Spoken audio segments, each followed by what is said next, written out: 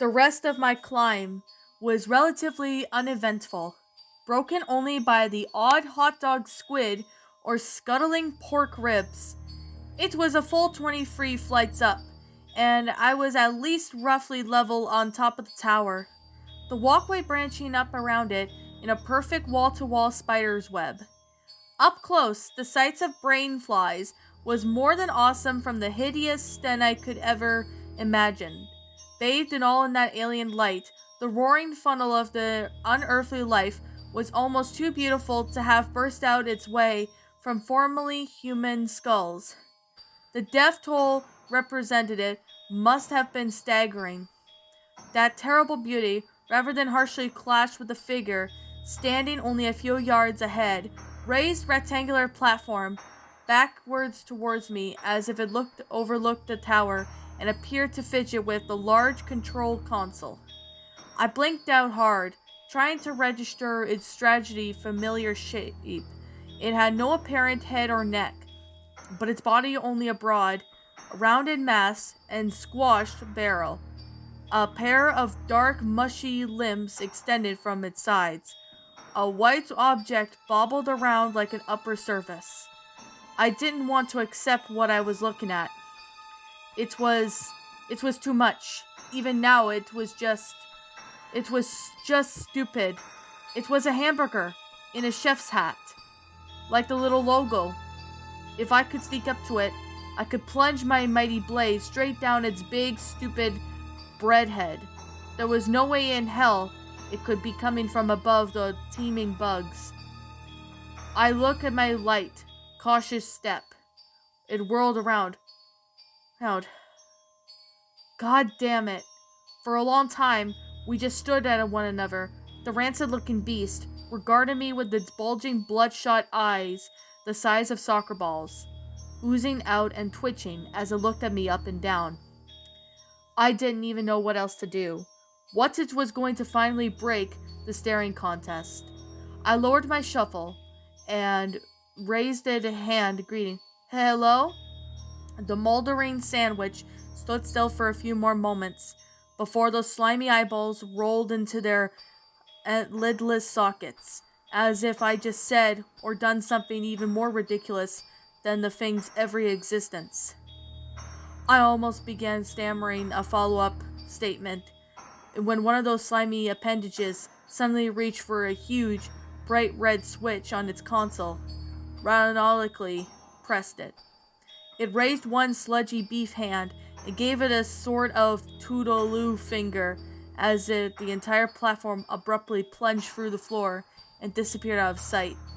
The elevator shaft sealed off behind it, and moments later, the catwalks began to flood with activity.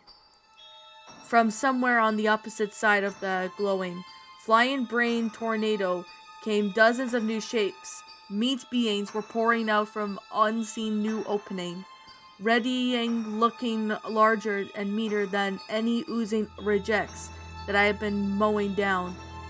I didn't suppose the little gremlin friends were waiting nearby by any flamethrowers. The first thing to reach me was a squiggly, bear-sized yellow mass soft of tangled limbs, rolling along at a seemingly abnormal speed. It looked as if it was an octopus, still a long neck snaked out from its warty folds, snapping at me with an orange beak. A giant boneless chicken. Why was this in my life? With a huge surge of continuous bloodlust, I hacked mercilessly into the abominable thing long after it had ceased, moving only for something else to whistle just over my head. I spun around the shredded remains of the octobird, coming face to a featureless doll, all, all, all doll-crotched with a pair of skinned legs, 6 feet high, and fused at hips. I staggered back foolishly, slipping into the scattered chicken guts and landing flat on my back. The legs terminated in a needle-sharp laces of bone, particularly balancing the metal mesh of the walkway. They raised one wicked lace into the air and began aiming straight for my eyes, and it was a miracle, but I put the shovel between us as quickly enough as the legs seemed to be momentarily vanish into the speed of its strike. It took about a moment to regain the balance as it bounced off with the shovel, the thin tip of the bone still holding up distressingly well. I barely managed to sit upright and took a stab to my heart as I scrambled to my feet just in time to deflect a third strike. In range, I swung the shovel like a barbarian's axe, and the legs toppled. While they flailed over to the guardrails, I could swear to God I heard them utter a soft, high-pitched "uh-oh." From another direction came a throbbing heart size of a small car, ambling along the branching veins, as equally gigantic streaks of knife protruding from its center like a metallic snout. It reared back, raising itself at full 8 feet of its tendrils, and let out a high-pitched, rat-like squeak. Nope. I attempt to flee down to another branch of the metal web, but the course of it was soon interrupted by clattering, scarecrow-like assemblage of the bone shards flimsily new, clattering many a fractured like dog-like skulls as it swung its large, saw-tooth-like jawbone at my stomach. I struck it back with my own weapon, its skull splintering even further and further beyond recognition. My adrenaline was surging, as single-minded as the gore-faced horrors themselves. I demolished one of the twisted child of Satan's deli after another. I hobbled of shoveling golems of pork scraps, wailing ghoul sounds that were dripping lard, the serpentine mass fused chicken feet, and even the giant squeaking heart in its arteries, dousing me with gray stirs of hot blood of its bobbering it last subsided. I was almost disappointed by how easily it all had been. I shouldn't have been.